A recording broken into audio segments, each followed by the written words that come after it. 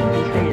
வரவு செலவு திட்டத்தில் தமிழ் எம்பியின் திட்டத்திற்கு ஒதுக்கப்படாத நிதி, ஜனாதிபதியிடம் விடுக்கப்பட்டுள்ள கோரிக்கை. உக்ரைனுக்கு ஆயுதங்களை அனுப்பியதை மறுக்கும் இலங்கை.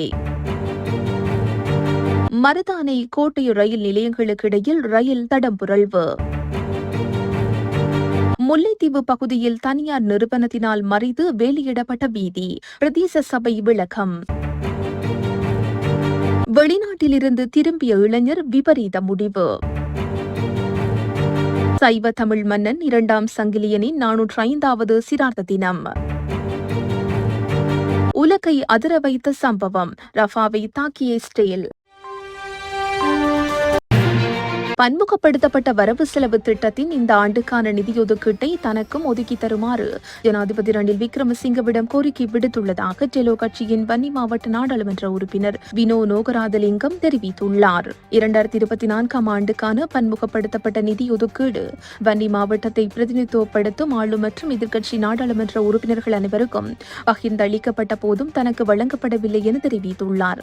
அதேவேளை கடந்த ஞாயிற்றுக்கிழமை முல்லைத்தீவு புதுக்குடியிருப்பில் காணி உறுதி பத்திரம் வழங்கும் நிகழ்வுக்கு சென்றிருந்த ஜனாதிபதியிடம் மன்னார், வவுனியா மாவட்டங்களுக்கு என தன்னால் முன்மொழியப்பட்ட திட்டங்களுக்கு ஏனைய நாடாளுமன்ற உறுப்பினர்களுக்கு அனுமதி வழங்கியது போல் தனக்கும் அனுமதி வழங்குமாறு கோரியிருந்ததாகவும் தெரிவித்துள்ளார். அதனை அடுத்து ரணில் விக்ரமசிங்க நிகழ்வில் கலந்து கொண்டிருந்த உதவி செயலாளரை அழைத்து ஏன் நிதி ஒதுக்கீடு செய்யப்படவில்லை என கேட்டதுடன் நிதி ஒதுக்கீட்டுக்கு ஏற்பாடு செய்யுமாறும் அறிவுரை வழங்கியிருந்தார் எனவும் குறிப்பிட்டுள்ளார்.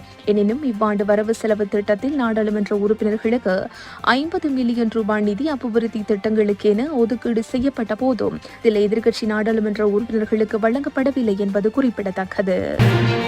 இலங்கையில் மேலதிகமாக உள்ள வெடிமருந்துகளை உக்ரைனுக்கு விற்பனை செய்வதற்கு போலந்து இடைத்தரகர்களை பயன்படுத்துகின்றது என வெளியாகியுள்ள தகவல்களை பாதுகாப்பு அமைச்சு நிராகரித்துள்ளது.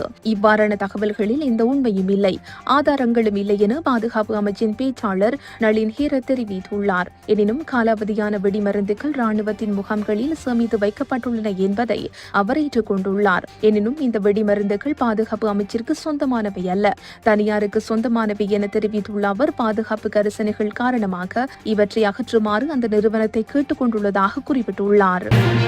கொழும்பு கோட்டை மற்றும் மருதானை ரயில் நிலையங்களுக்கு இடையில் இன்று வெள்ளிக்கிழமை காலை ரயில் ஒன்று தடப்புரண்டுள்ளது. இதன் காரணமாக குறித்த மார்க்கத்தில் ரயில் சேவைகள் தாமதமாகியுள்ளதோடு ரயில் சேவைகள் சிறிது கால தாமதமாகி இயக்கப்படும் என ரயில் திணைக்களம் தெரிவித்துள்ளது.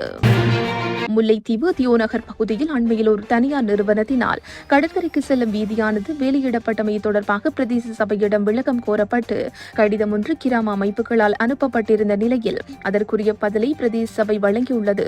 அதன் அடிப்படையில் குறித்த வீதியானது பிரதேச சபையின் ஆளுகைக்கு உட்பட்ட பொது வீதி என்பது தெளிவுபடுத்தப்பட்டுள்ளது. இதன் மூலம் குறித்த தனியார் நிறுவனம் சட்டவிரோதமாக குறித்த வேலியினை அமைத்துள்ளமை தெளிவுபடுத்தப்பட்டுள்ளது.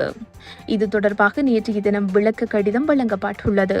தியோநகர் பகுதியில் பிரதான வீதியினையும் கடற்கரையினையும் இணைக்கும் இணைப்பு வீதியானது சில தரப்பினரால் மறைத்து வெளியிடப்பட்டுள்ளது.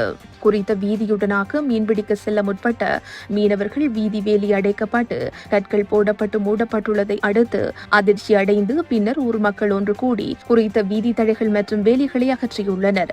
குறித்த பகுதியில் சுற்றுலா தளம் ஒன்றினை அமைத்துள்ள நிறுவனம் ஒன்று தொடர்ச்சியாக மீனவர்களுக்கு தொல்லை கொடுத்து வருவதாக மீனவர்கள் தெரிவிக்கின்றனர். தமது மீன்பிடி படகு வலைகளை உள்ளே வைத்தே பாதையினை அடித்ததாகவும் கரையோரத்தில் மீன்பிடிப்பதற்கு சுதந்திரமாக விடுவதில்லை என்றும் மீனவர்கள் குற்றம் சாட்டுகின்றனர். குறித்த விடயம் தொடர்பாக பிரதேச மக்களால் கவனஈர்ப்பு போராட்டம் ஒன்று தொடர்ச்சியாக முன்னெடுக்கப்பட்டு தற்காலிகமாக நிறுத்தப்பட்டிருந்தமை குறிப்பிடத்தக்கது. திருகோணமலையில் வெளிநாட்டிலிருந்து அண்மையில் தனது நாட்டுக்கு திரும்பிய இளைஞர் இன்று அதிகாலை விபரீத முடிவால் உயிரிழந்த சம்பவம் பெரும் சோகத்தை ஏற்படுத்தியுள்ளது. குறித்த இளைஞர் இன்று அதிகாலை வீட்டில் தூக்கிட்டு உயிரிழந்துள்ள நிலையில் இளைஞரின் மரணத்திற்கான காரணம் வெளியாகவில்லை. சம்பவத்தில் திருகோணமலை நகர பகுதியைச் சேர்ந்த ரீகன் ரேனிசான் என்ற 20 வயதான இளைஞரை உயிரிழந்துள்ளார். கடந்த சில வருடங்களுக்கு முன்னர் தொழில் நிமித்தம் கட்டார் நாட்டிற்கு சென்று தொழில் புரிந்து வந்துள்ளார். இந்நிலையில் இளைஞர் அண்மையில் விடுமுறையில் ஊர் திரும்பியதாக தெரிவிக்கப்படுகின்றது. இந்நிலையில் சடலம் உடல் கூற்று பரிசோதனைக்காக திருகோணமலை வைத்தியசாலையில் வைக்கப்பட்டுள்ளதுடன் மேலதிக விசாரணைகளை திருகோணமலை போலீசார் மேற்கொண்டு வருகின்றனர். யாழ்ப்பாண ராஜ்யத்தின் கடைசி சைவ தமிழ் மன்னன் 2ஆம் சங்கிலியனின் 405வது சிரார்த்த தின அனுஷ்டிப்பும் நினைவு தின விழாவும் இன்று யாழில் இடம்பெற்றது. இலங்கை சிவசேனை அமைப்பின் தலைவர் மரவன் புலவு சச்சிதானந்தன் தலைமையில் யாழ் நல்லூர் முத்திரை சந்தியில் அமைந்துள்ள சங்கிலிய மன்னன் சிலையடியில் குறித்த நிகழ்வு இடம்பெற்றது. இதன்போது சங்கிலிய மன்னன் சிலைக்கு மலர் மாலைகள் அணிவிக்கப்பட்டு அஞ்சலி செலுத்தப்பட்டது. இந்த நிகழ்வில் அகில இலங்கை இந்து மாமன்றத்தின் உபதலைவர் ஆறு திருமுருகன், யாழ் மாநகர ஆணையாளர், சமய பெரியோர்கள், வர்த்தகர்கள், ஊர் மக்கள் உள்ளிட்ட பலர் கலந்து கொண்டு சங்கிலிய மன்னனுக்கு அஞ்சலி செலுத்தியுள்ளனர்.